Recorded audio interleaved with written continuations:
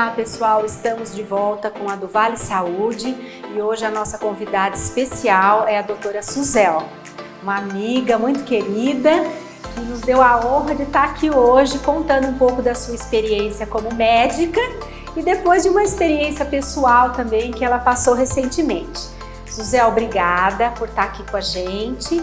Estamos respeitando todas as medidas de segurança, a nossa equipe está de máscara, estamos fazendo uso de álcool em gel e mantendo o distanciamento. Então, Suzel, fica à vontade, pode tirar a máscara. Bom, pessoal, inicialmente eu queria agradecer essa oportunidade que a Beth está nos dando e que também a do Vale TV está nos dando, de estar aqui com vocês falando alguma coisa sobre o nosso cotidiano, sobre a nossa experiência com o Covid-19, até sobre as medidas de segurança que eu acho que são fundamentais ainda durante esse momento da pandemia, né?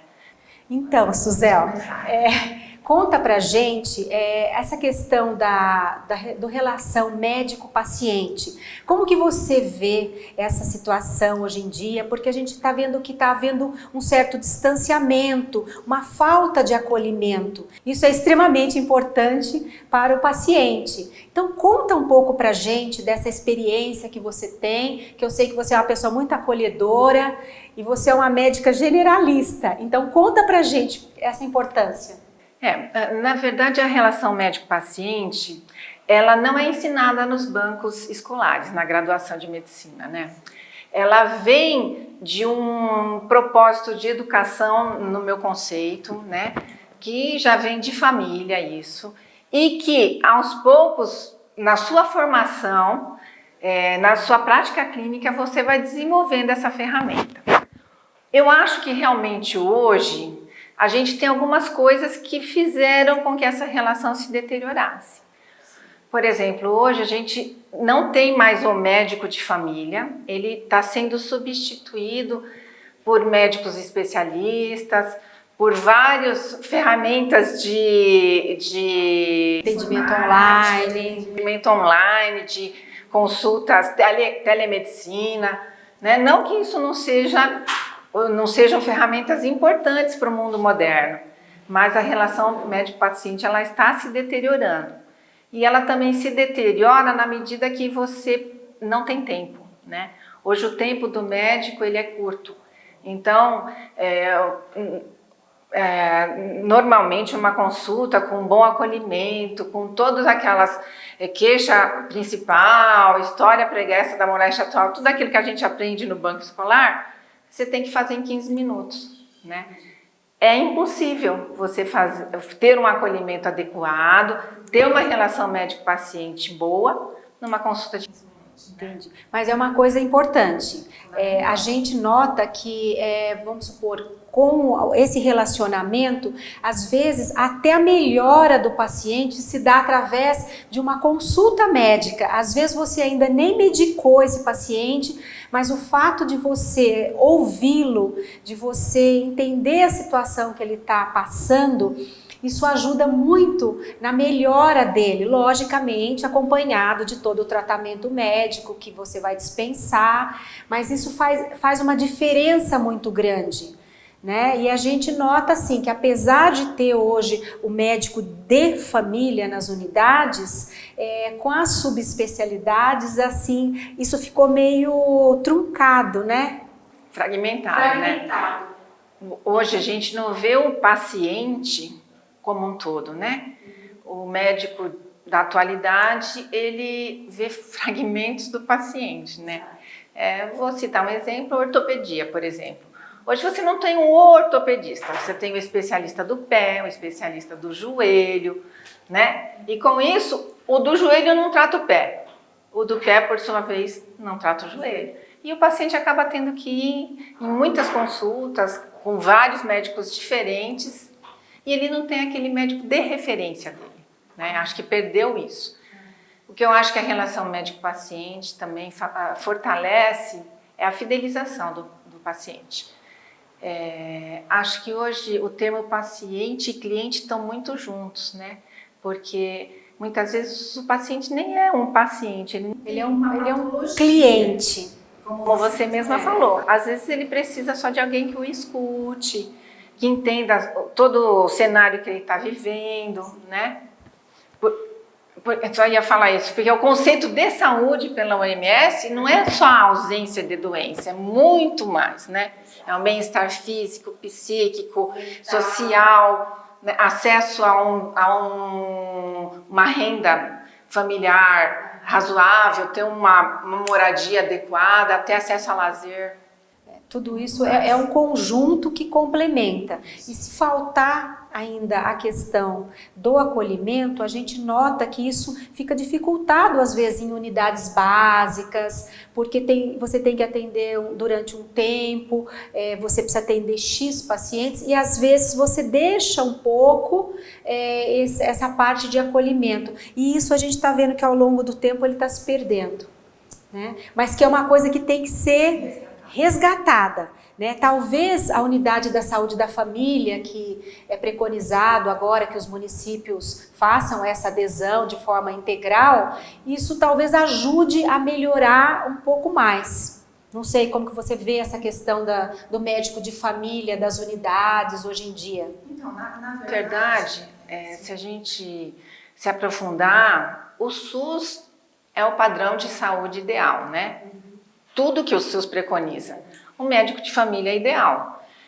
Eu só acho que ele é frágil em algumas situações, porque, por exemplo, você tem a mudança dessa equipe de ESF a cada, mais ou menos, governo, a cada 4 anos, conforme muda a política municipal, muda toda essa estrutura. Isso vai se perdendo. Então, o paciente tem um vínculo com o médico, com o enfermeiro, com os auxiliares e, de repente, ele perde aquele vínculo. Aí vem outra... Mudou todo mundo, né? Então, eu acho que isso meio que dificulta a implantação do cerne da coisa, que é ter um médico à disposição de uma população X, que vai dar conta quase que integralmente daquela população e demandando consultas em especialidades, exames de alto custo numa necessidade e não na ótica que hoje a gente vive, né? Que a gente primeiro pede exame para depois ver o paciente, quase que isso, né? Meio que uma receita de bolo. Na verdade, a gente nota assim, que alguns profissionais, no primeiro atendimento, eles pedem uma série de exames sem ao menos tocar no paciente. A questão do exame físico mudou muito. Foi abolida. Foi abolida, né? Vamos ser principalmente com a pandemia, né? E aí, o que acontece? A pessoa, isso já vem acontecendo, né? Pede uma série de exames de radiológicos, tudo, para chegar a um diagnóstico. E aí ele manda você voltar com tudo aquela bagagem, e às vezes falta a questão da anamnese. A gente vê que os médicos mais assim... antigos, mas os médicos que já têm uma certa experiência, eles costumam fazer essa anamnese, verificar uma pressão, dar um atendimento diferenciado. Tudo bem, a gente sabe que agora, com a pandemia, as coisas mudaram um pouco, né? Mas isso já vinha acontecendo na saúde, né? A gente nota que isso é uma coisa que vem aos poucos acontecendo. Sim, é comum, tudo bem, até entendo que isso agiliza a consulta, mas, por exemplo, alguns protocolos que eram do médico passaram a ser do técnico de enfermagem, da própria enfermeira, isso na rede pública e na privada. Muitas vezes, quando o paciente entra no consultório, ele já verificou pressão, ele já fez teste de glicemia, os parâmetros clínicos já foram feitos por alguém. Uhum. Né? Então, você também aí tem que confiar num terceiro, né? Que eu acho bem difícil. Eu acho que eu ainda sou desse tratamento mais tradicional. A gente percebe em alguns profissionais quando você precisa, porque quando a gente procura um profissional, ninguém procura um profissional médico a troco de nada. Se você procura é porque você está precisando de alguma coisa. Então você espera ser recebido, ser acolhido, né? Não chegar num consultório, o cara ficar na frente de um notebook e fala com você e olha lá e digita lá e de repente já sai a receita pronta e você não sentiu aquele acolhimento, né? E aí fica difícil, eu acho. A gente quase que falou bom dia ou boa tarde, doutor, e até logo, doutor. É, mais ou menos isso que acontece, isso, né? Suzel, e com relação à telemedicina? Porque a gente sabe que agora, com essa questão do Covid, a telemedicina já existe há algum tempo, mas que agora intensificou essa questão da telemedicina. Né? O que você acha dessa questão da telemedicina? Assim, a telemedicina ela existe já desde 1950, né? Começou em Israel, depois foi estendida para a Europa, Estados Unidos e Canadá, foram os pioneiros em telemedicina. Mas inicialmente ela estava voltada primeiro para levar algum tipo de atendimento a pessoas que estão remotas, porque nesses lugares tem pessoas que moram em desertos, em áreas remotas e que eles não teriam acesso, pensando nisso. Hoje, no Brasil, ela está implantada desde 1990 e regulamentada principalmente para as clínicas de radiologia, né? Que aí os laudos são todos por diagnóstico, né?